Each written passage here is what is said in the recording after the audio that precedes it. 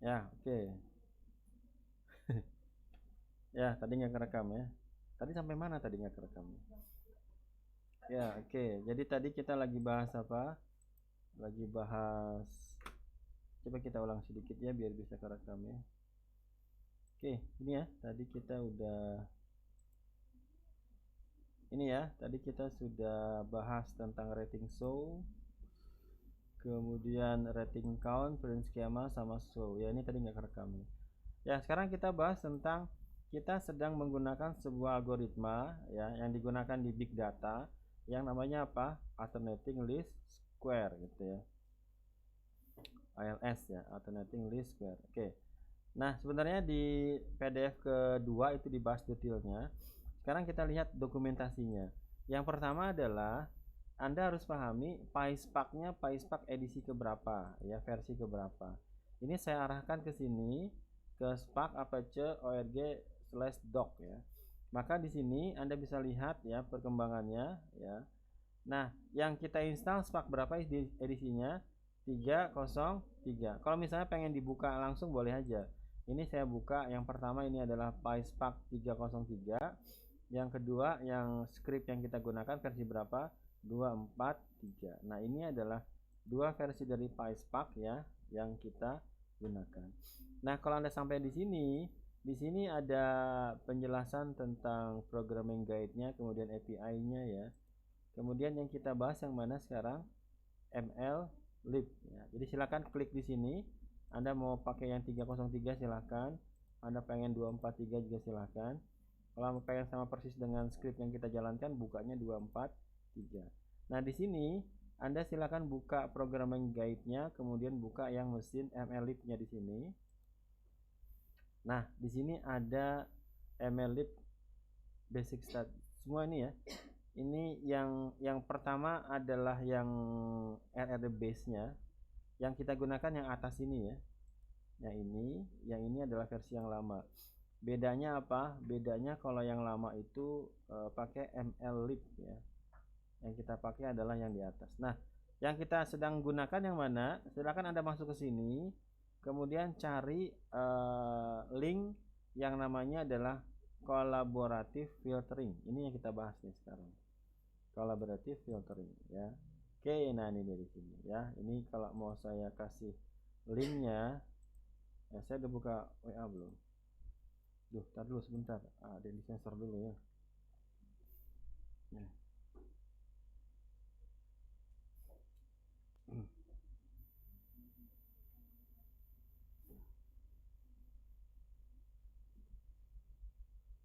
Ya, oke.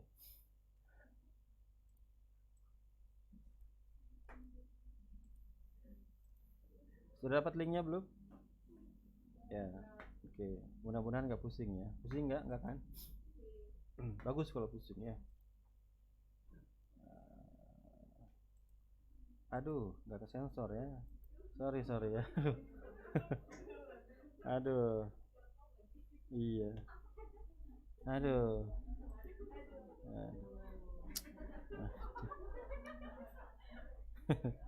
Aduh. Ya sudah abaikan ya. Oke. Udah masuk belum? Udah. Nah, di sini ada pembahasan tentang perintah-perintahnya ya, yang akan kita udah update belum? Belum ya. Ya, coba saya freeze dulu ya. Saya freeze dulu ya. Ya, kita itu ya, itu udah saya kasih linknya. Beneran? Oke ya. Jadi tadi kalau dari di sini ya, di sini ini adalah apa namanya dokumentasinya ya. Jadi dokumentasinya di sini. Jadi kita sedang bicara tentang big data menggunakan PySpark ya. Kemudian kita sedang bicara tentang apa tadi, recommendation system ya. Jadi urut-urutannya kayak gitu ya. Pertama yang Anda harus pahami adalah kita sedang menggunakan PySpark untuk big data. Yang kedua, versi PySpark yang kita gunakan adalah versi berapa? Kalau yang di scriptnya adalah 243 ya. Kemudian kalau yang kita install ada berapa? 303. Nah, kemudian ada dua library besar yang namanya MLlib sama ML ya. Jadi kalau yang MLlib itu masih menggunakan RDB namanya, tapi sebenarnya nggak terlalu saya bahas ya. Nah, yang sedang kita bahas itu adalah apa itu namanya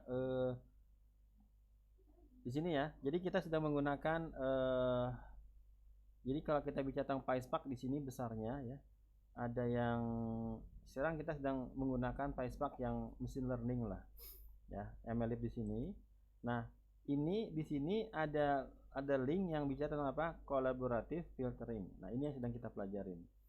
Ini yang sedang kita pelajarin. Nanti di situ kita akan menggunakan beberapa argumen di sini ya. Yang kita gunakan algoritma namanya apa? Alternative least square. Nanti saya jelaskan seperti apa minggu depan lah ya. Minggu ini pastikan aja sudah running dulu. Sampai mana tadi kita?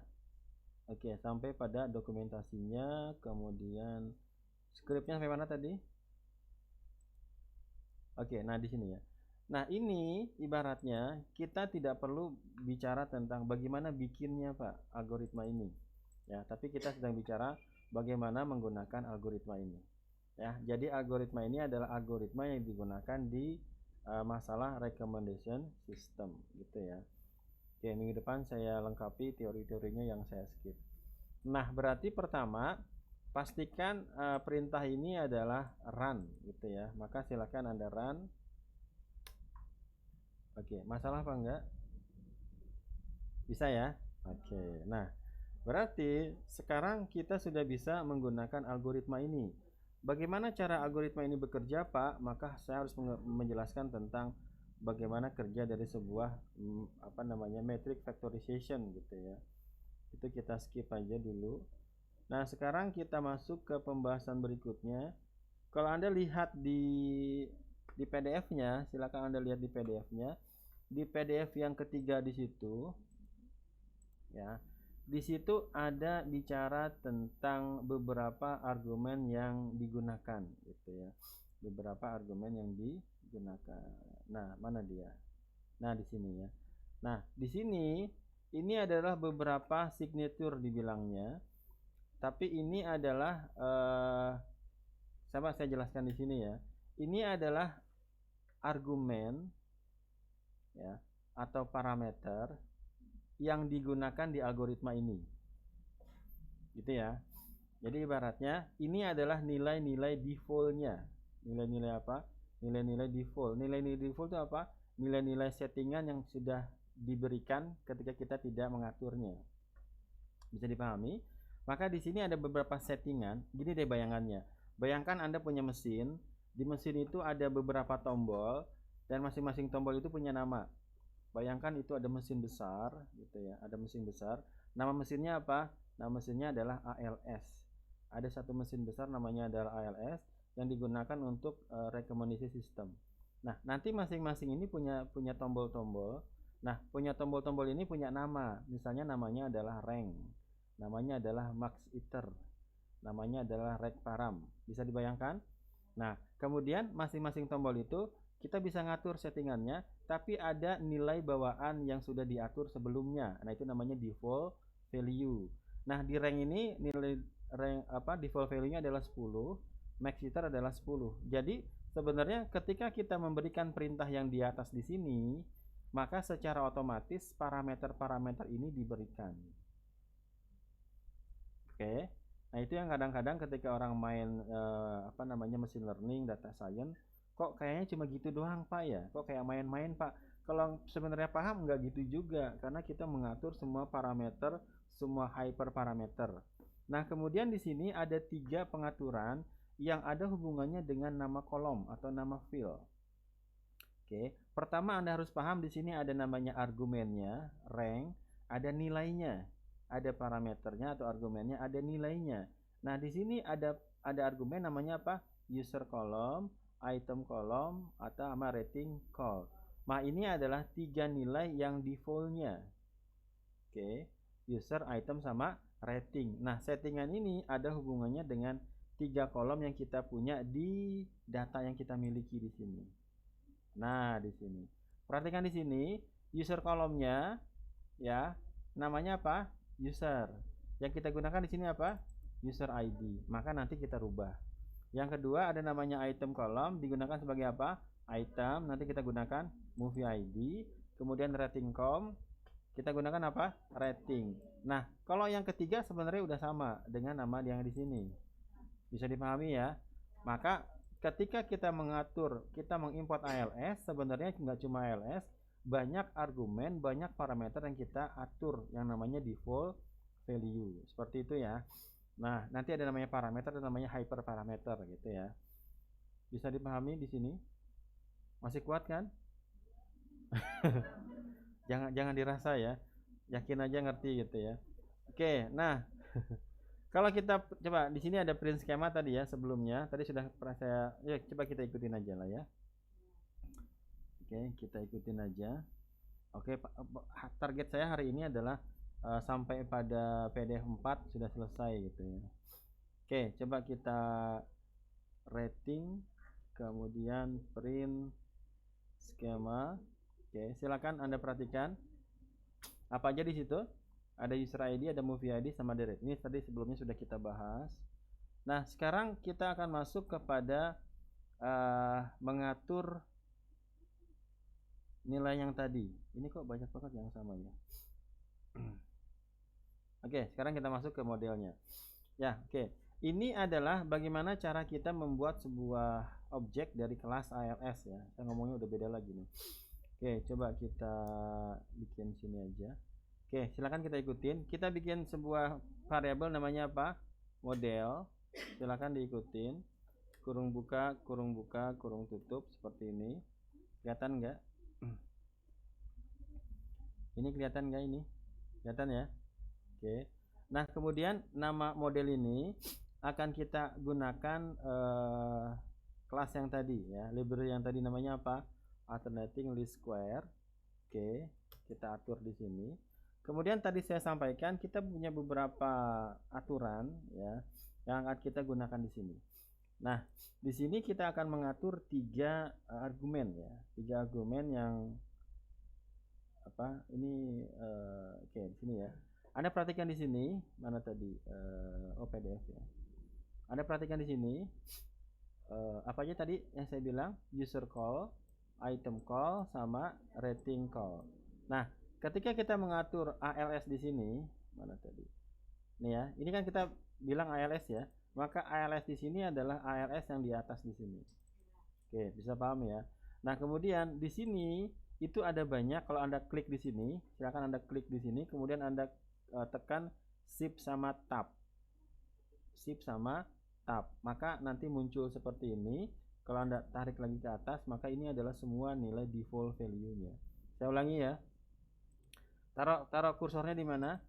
Setelah S sudah, tekan di sini, klik di sini, kemudian Anda tekan shift sama tab.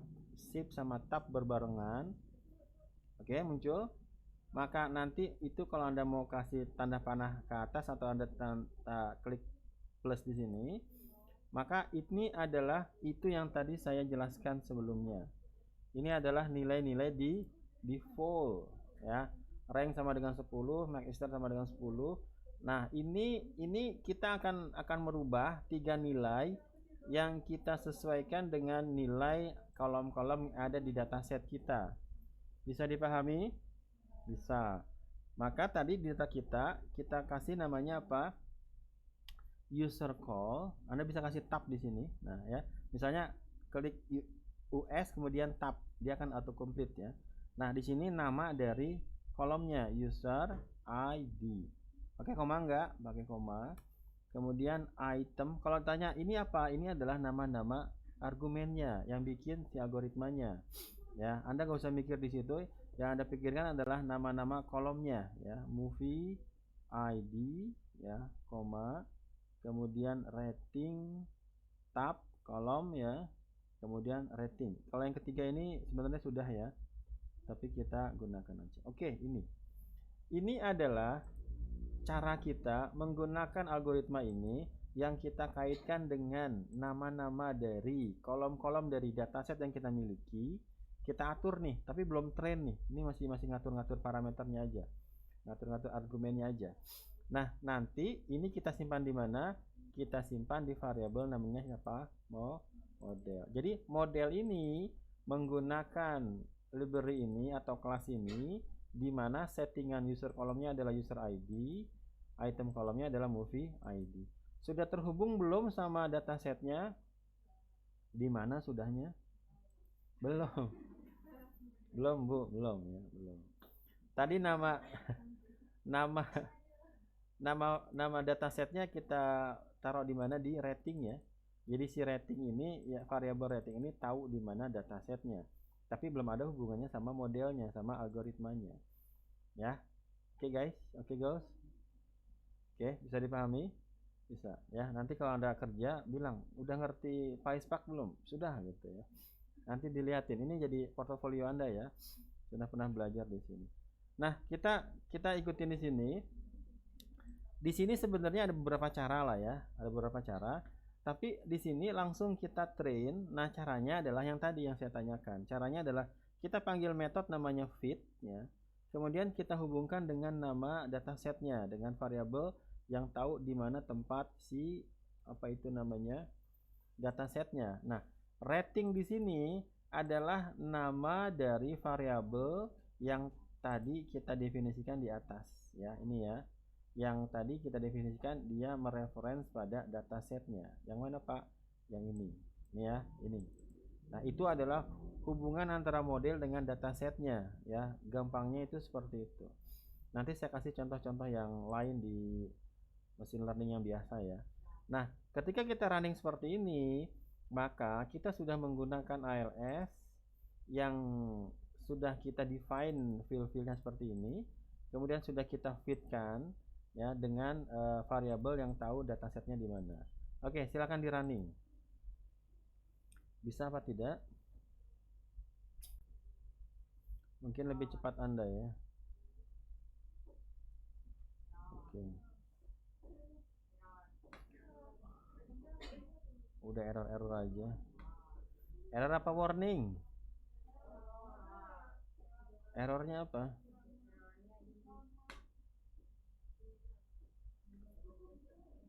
Udah main error aja sih.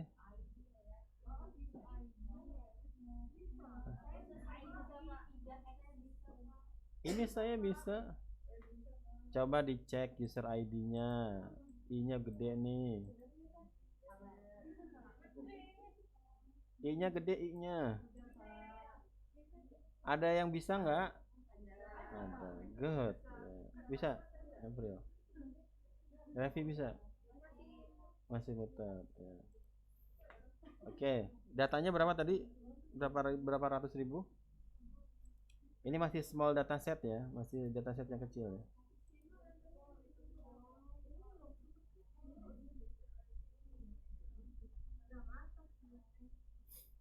Ya.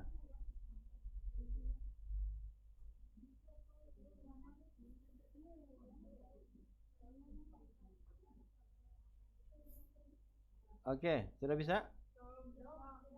Serius? Wah. Ini ratingnya pakai S nggak? User ID-nya bener nggak? User kolomnya bener nggak? C-nya gede nih C-nya. Titiknya titik. Kamu errornya apa tulisannya? Kalau ini warning aja ya, ini warning aja.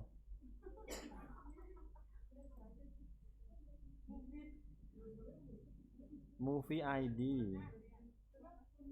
Coba yang sudah di WA.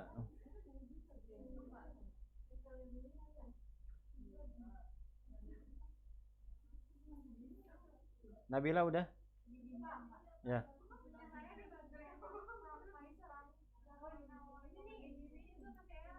Ayo lo. Kamu sama kayak si Oji kali belum aktif ininya environmentnya. Ya, oke, kita lanjut aja. Atau ini 10 menit ya, 19 menit. Ya nggak apa-apa. Coba Anda lihat di sini. Di perintah selanjutnya di sini sebenarnya ada perintah yang mendrop timestamp ya. Jadi karena timestamp tidak digunakan, maka si timestampnya kita drop gitu ya. Mana Pak? Sebentar. Oke, di sini ya. Nah, di sini ada satu perintah di mana kita mendrop apa yang kita drop? Sorry, ratings drop.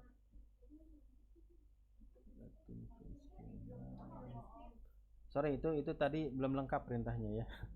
Jangan diikutin yang tadi ya. Kalau Anda ikutin nanti error. Oke, jadi perintah yang lengkapnya adalah seperti ini. Pertama, kita tidak menggunakan timestamp di kasus di sini. Ya, kita hanya menggunakan user ID sama movie ID sama rating saja. Nah, timestamp kita drop ya. Timestamp kita drop. Caranya gimana, Pak? Rating adalah nama variabelnya. Kemudian kita panggil. Nah, kalau di sini kita langsung berikan ke rating ya. Sebenarnya variabel, ntar saya jelasin. Oke, kita panggil dulu timestamp. Oke, kemudian kita print skemanya. Ini saya balik aja ya. Kemudian print skema. Oke, seperti ini. Ya. Nah, di sini perhatikan ya. Rating di sini sama rating sebelah kiri ini sebenarnya dua hal yang berbeda. Kalau rating yang sebelah kanan, dia masih punya timestamp ya. Tapi kalau rating yang sebelah kiri ini adalah rating yang sudah kita mendrop kolom yang namanya timestamp. Makanya di sini saya langsung, kalau misalnya pengen dilihat perubahannya, bisa aja Anda print dua-duanya di sini. Oke ya. Jadi kalau lihat di sini, ini adalah print skema yang pertama, masih ada timestampnya. Yang di sini adalah dimana sudah hilang timestampnya. Isinya gimana Pak? Silakan rating, kemudian show gitu ya, show. Maka di sini timestampnya sudah hilang. Bisa dipahami? Udah kan kita pelajari drop kan? Drop kan nomor 10 ya, UTS nomor 10 kan? Ya, walaupun saya sebenarnya masih belum puas ya. Masih banyak yang belum disampaikan gitu ya. Tapi kalau nggak maju-maju algoritmanya, kita nggak ngebahas algoritma nanti ya. Oke, nah sekarang kita define lagi ya. Kalau di sini sebenarnya sebentar.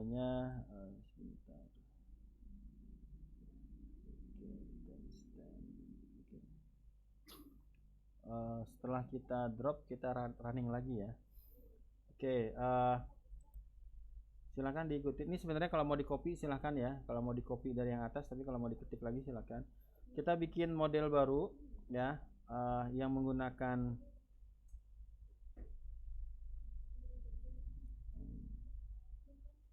ya, kita bikin model baru yang menggunakan algoritma ALS ya. Kemudian sama seperti tadi, kita gunakan, apa bedanya? Sekarang datasetnya tidak memiliki timestamp. Bedanya apa Pak? Ya mungkin lebih cepat gitu ya. User column, user ID, kemudian koma, item. Ya, apa yang berbeda? Datasetnya sudah tidak punya ID, rating kolom, rating. Nah ya, ya Anda harus sudah bisa membedakan mana variabel, mana sebuah string, mana sebuah label gitu ya. Oke, kalau nggak paham di situ agak sulit nanti masuk ke logikanya ya. Oke, nah di sini kita train lagi ya. Di sini kita train lagi ya, walaupun ini belum membahas tentang bagaimana membagi data latih sama data validation ya, data testnya. Ya, silahkan. Ini sama seperti tadi, cuma bedanya kita sudah drop satu kolom yang namanya adalah timestamp ya. Oke. Sama seperti tadi, kita define ulang model, kemudian kita panggil model algoritmanya, kemudian argumen-argumen ini kita definisikan lagi. Nah, sekarang bedanya apa? Ratingnya hanya memiliki 3 kolom gitu ya. Oke, silakan di run. maka ini akan baik-baik saja gitu ya.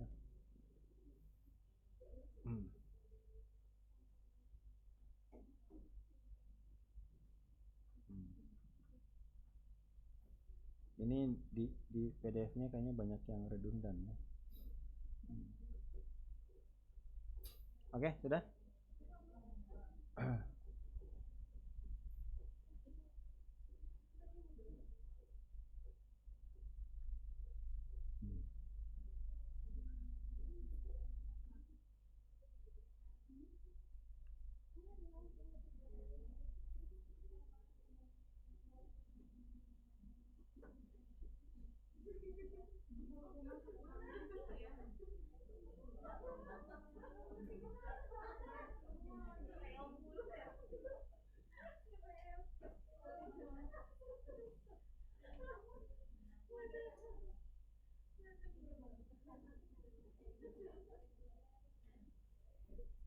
Ada yang error?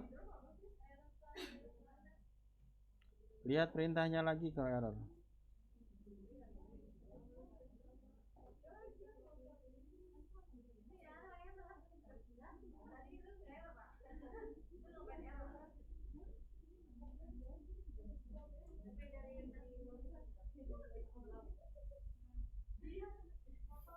Ya, oke.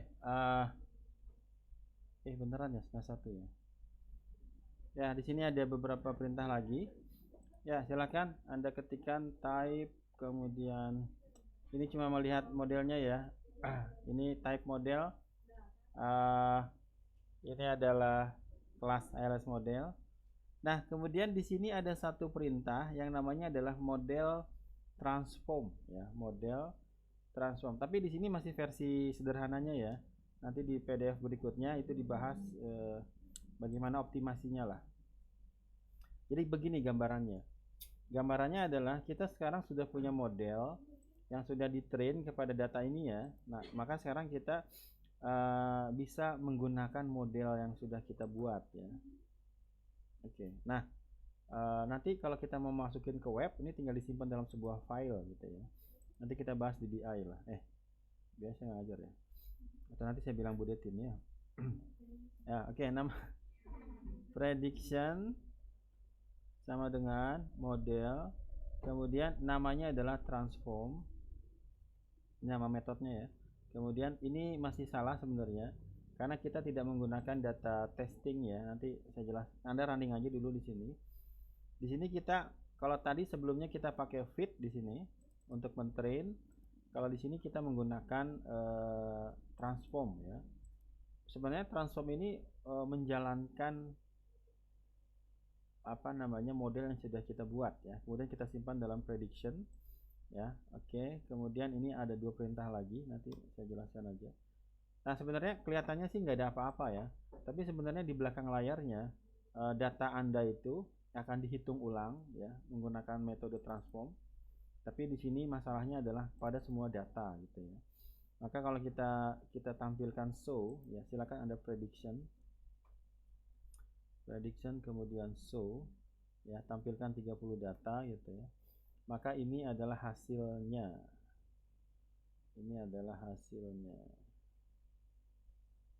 Oke. Lama ya.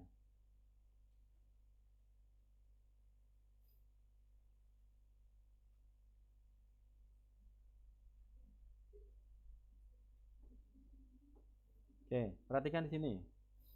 Ya, udah tampil semua seperti ini? Seriusan? Oh iya. Ya. Ini masih dataset yang small ya, small dataset ya. Nanti kita bikin datasetnya yang runningnya 1 jam gitu ya. Ya, saya pernah running itu dari jam 5 sore sampai jam 11 pagi besoknya ya. Berapa jam itu? Lebih dari 10 jam. Ya, pakai i7 ya. Sudah muncul? Serius belum? Kok lebih cepetan saya tumben?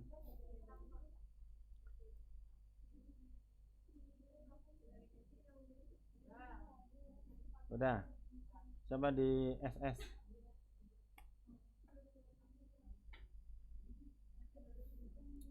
Ya, oke. Di sini masih banyak yang belum saya angkat ya, belum saya bahas ya. Tapi di sini gambarannya kita sudah melakukan sebuah proses training dan sudah melakukan proses yang namanya prediction. Kalau Anda lihat di tabel di sini, Anda lihat silahkan antara rating sama predictionnya, ya. Apakah di situ ada nilai yang jauh sekali? Jadi model kita membuat sebuah sistem yang memprediksi ya sebuah apa namanya nilai di sini ya. Coba perhatikan di sini ya. Di sini ada user ID berapa? 191 ya. Kemudian movie ID-nya berapa? 148. Ini adalah nilai rating yang diberikan oleh si user ID di sini ya. Kemudian ini adalah prediction dari model kita gitu ya. Nanti kita bisa ngitung error nih ya. Jadi sebenarnya kalau di sini masih banyak kesalahannya ya. Maksudnya kita melakukan prediksi pada data yang sama, kita melakukan train gitu ya. Oke, tapi maka pertanyaan pertamanya adalah level pertamanya adalah apakah Anda sudah bisa menampilkan table di sini? Sudah? Sudah ya? Oke, kalau sudah coba di screenshot. No picture hoax ya. Ya. Oke. No picture hoax. Sampai jam berapa kita?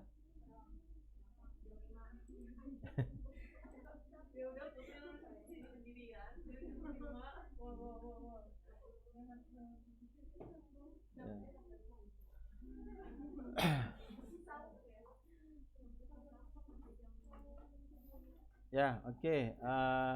Udah disensor ya, udah disensor ya. Arah sudah? Mana arah? Belum ini mah arah. Ini belum ini. Oh. Oh iya, oh iya. Oh iya. Iya, iya benar. Ini siapa? Ara sudah ya? Oke, Ara good. Ini di screenshot ya. Screenshot dilaporkan minggu depan. Oke. Kita istirahat dulu 5 menit ya. Mas Ivan sudah? Sudah. Nah ya. Sebenarnya yang Anda lakukan ini bukan sesuatu yang mudah loh ya. Bukan sesuatu yang sederhana ya. Tapi saya bikin kelihatannya gampang gitu ya. Gampang kan? Kelihatannya gampang. Ini kalau mau dipakai di bayangkan kalau Anda kerja di Tokopedia gitu ya. Anda kerja di Tokopedia. Kemudian Anda diminta sama bos Anda, sama manajer Anda, sama atasan Anda, coba bikin dong sebuah sistem yang akan memberikan rekomendasi kepada customernya. Maka ini sebenarnya sudah Anda lakukan. Cuma syaratnya Anda kasih tahu, Pak, mana datanya gitu ya. Mana datanya. Oke. Nah, maka pertanyaannya adalah seperti ini. Kalau tadi katanya mau istirahat ya.